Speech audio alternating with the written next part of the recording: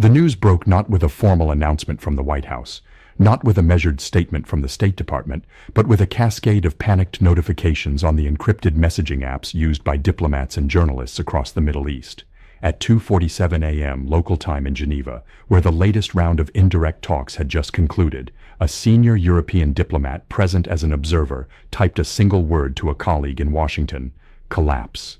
Within the hour, Iranian state television, in a broadcast that felt more like a declaration than a report, confirmed that Tehran had formally rejected the proposed framework for a nuclear agreement, a deal the Trump administration had publicly framed as the final opportunity to avoid armed conflict. The carefully worded statement from the Iranian Foreign Ministry spoke of irreconcilable red lines and an unacceptable demand for the complete dismantlement of the nation's enrichment capacity, a condition, they asserted, that no sovereign government could accept.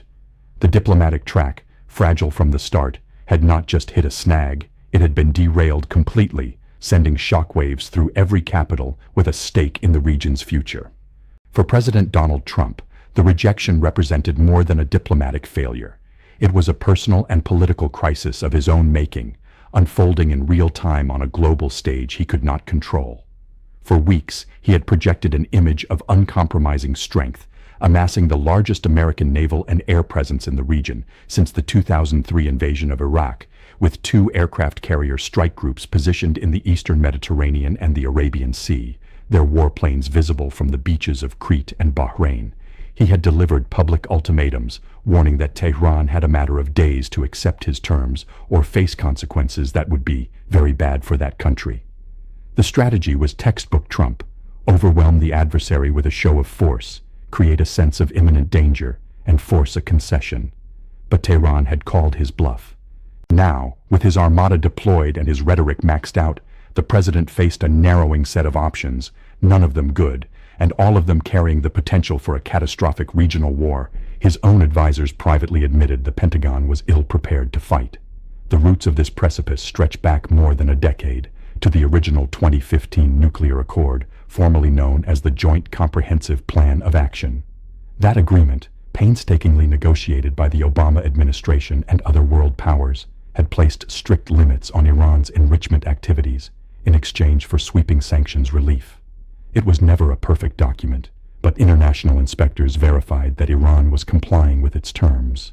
Then, in 2018, during his first term, President Trump unilaterally withdrew the United States from the deal, calling it the worst ever, and launching a campaign of maximum pressure through crippling economic sanctions. The effect was entirely predictable to seasoned diplomats. Iran, stripped of the economic benefits of compliance, gradually and publicly began to breach the accord's limits, restarting advanced centrifuge cascades and enriching uranium to 60% purity, a short technical step from weapons-grade material. The very program the deal had contained was now more advanced than ever. The current crisis was ignited by a fundamental miscalculation in Washington.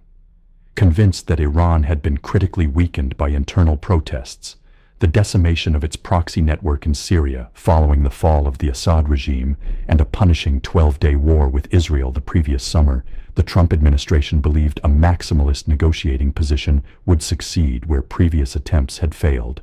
The president's demands, delivered through his special envoy Steve Witkoff and son-in-law Jared Kushner, went far beyond the parameters of the 2015 deal.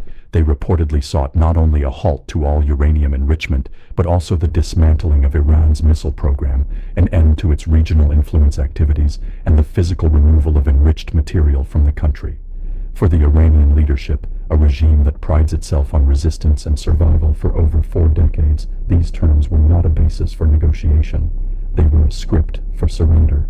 In Tehran, the supreme leader's death in the early days of the crisis had thrust the nation into a dual state of mourning and defiance. The interim governing council, composed of President Masoud Pezeshkian, Chief Justice Gholam Hossein Mohseni Ejei, and a clerical representative, was struggling to project unity as it navigated the most dangerous moment for the Islamic Republic since the Iran-Iraq War in the 1980s. Foreign Ministry spokesman Esmail Bagaei, in his final press conference before the talks collapsed, had insisted that no negotiation based on imposing demands will lead to results, a line that now seems prescient. The regime, facing an existential external threat, calculated that accepting Washington's terms would be a faster route to internal collapse than absorbing a military strike. For them, the choice was between survival through resistance and annihilation through submission. As the news of the rejection landed in Washington, the atmosphere inside the White House Situation Room was described by an aide present as tense and fragmented. President Trump, watching the coverage on Fox News, was visibly agitated, according to a source familiar with the moment. The carefully constructed narrative of a diplomatic victory was crumbling. His national security team, including Secretary of State Marco Rubio and Defense Secretary Pete Hegseth, presented him with the stark realities of the military options they had spent weeks preparing. The massive force assembled in the region was potent, but not sustainable. Pentagon officials had been leaking concerns for days about a lack of munitions for a sustained campaign, and the absence of any ground component necessary for true regime change. The president was being told that while he could order a strike, he could not guarantee a short or clean outcome. The military calculus presented to the president was a study in unwelcome trade-offs. A short, sharp series of targeted strikes, similar to those carried out the previous summer, carried the risk of being ineffective, a mere punitive measure that Iran's hardline regime could endure and survive, allowing it to declare victory against the American Armada. Such a limited action would expose the limits of the president's appetite for war, potentially weakening the U.S. deterrent across the region. On the other hand, a more ambitious campaign aimed at crippling Iran's nuclear infrastructure and military command would require a prolonged aerial assault, something the chairman of the Joint Chiefs, General Dan Kane, had reportedly warned against, arguing it would open the door to a quagmire without sufficient resources and would likely fail to topple the government. For America's allies in the Gulf, the collapse of diplomacy triggered an immediate and desperate scramble for survival. Nations like the United Arab Emirates, Saudi Arabia, and Qatar, which host major U.S. military installations, suddenly found themselves on the front lines of a conflict they had worked for years to avoid. Iranian officials had long warned that these bases would be considered legitimate targets in the event of an American attack. Within hours of Tehran's announcement, the Islamic Revolutionary Guard Corps reportedly repositioned missile batteries along the Persian Gulf coast. The vast U.S. military infrastructure in the region, intended to project power, was now a lattice of potential targets, and the Gulf monarchies faced the terrifying prospect of being caught between an Iranian retaliation and an American response. Israel, which had been watching the diplomatic charade with intense skepticism, was already on a total war footing. Prime Minister Benjamin Netanyahu, who had consistently argued that a diplomatic deal with Tehran was impossible and dangerous, saw the collapse as a vindication of his long-held worldview. The Israel Defense Forces had been coordinating closely with U.S. Central Command for weeks, and within an hour of the news breaking, the Israeli Homefront Command opened public bomb shelters and began jamming GPS signals over Tel Aviv and Haifa, standard pre-conflict measures. For Israel, the calculus was simple and terrifying. Iran's potential retaliation would likely be directed at them first, seeing them as the weaker link in the U.S.-Israeli alliance, and their multi-layered air defense system was about to face its most severe test. From his compound in Asunción, Paraguay, the ghost of the 2015 nuclear deal, former President Barack Obama, issued a rare statement through a spokesperson. Without mentioning President Trump by name, he warned against the arrogance of power and the reckless abandonment of diplomacy, reminding the world that the framework he had built, while imperfect, had at least prevented this exact scenario. The statement was a pointed reminder of the path not taken and served to deepen the political divisions in Washington. In response, Trump's allies on Capitol Hill and on Fox News accused Obama of undermining a sitting president during a national security crisis, a sign that even as the munitions were being loaded onto aircraft, the domestic political battle over who was to blame was already raging. Analysts who have spent decades tracking the nuclear program noted the tragic irony of the situation. Before Trump's withdrawal from the deal, Iran's breakout time, the period it would need to produce enough fissile material for a weapon, was estimated to be at least a year. Now, despite the damage inflicted in previous strikes, the breakout time was a matter of weeks, and Iranian negotiators had reportedly claimed they possessed enough highly enriched uranium for multiple devices. Ali Vaez of the International Crisis Group, who had followed the talks closely, observed that the U.S. had moved the goalposts so far that they made an agreement mathematically impossible, while simultaneously creating the very military threat they now claimed required an immediate response. Inside Iran, the regime attempted to leverage the external threat to consolidate internal control. The death of the supreme leader had created a power vacuum, and the clerical establishment urgently needed to select a successor from the assembly of experts, a process now complicated by the security situation and the need to project stability. The streets of Tehran were a patchwork of mourning, fear, and simmering anger, while some citizens, exhausted by economic collapse and repression, saw any change as potentially positive.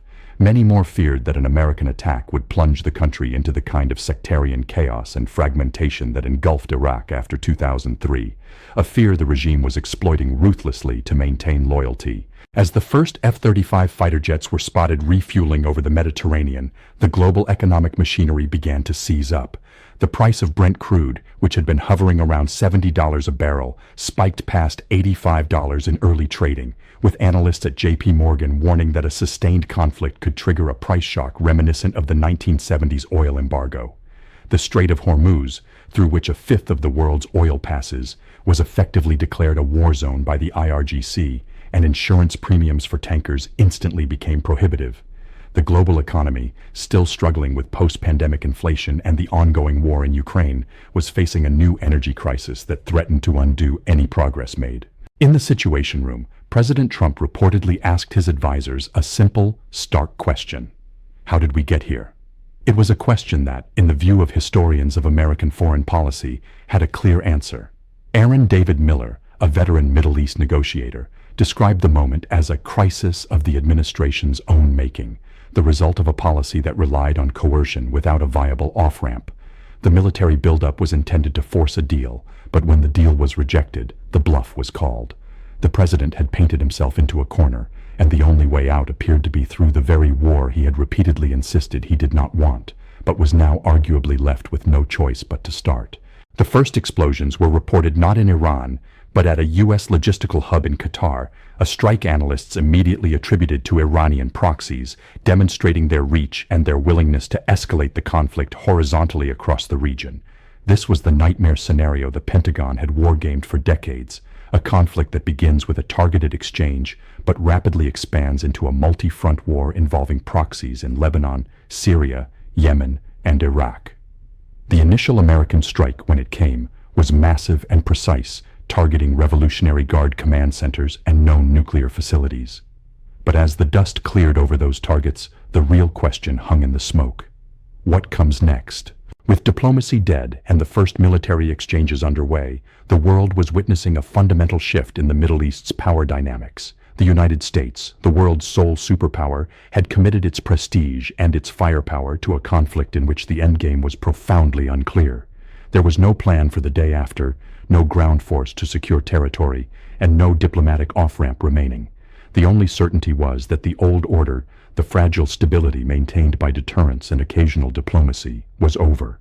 In its place was a raw contest of wills, fought with missiles and drones, with the fate of millions hanging in a terrifying balance. As night fell over the region, the lights went out in parts of Tehran, not from any strike, but from the regime's own precautionary blackouts designed to confuse targeting. In the darkness, the sounds of air raid sirens mixed with the chants of mourners and the defiant slogans of the regime's loyalists. Far away, in the brightly lit corridors of the Pentagon and the White House, officials stared at screens showing real-time drone feeds, waiting for the first wave of retaliatory missiles to launch. The diplomats had packed up their papers and gone home. The generals had taken their place at the table. The Middle East once again was exploding, and the world could only watch and wait for the next flash of light on the horizon.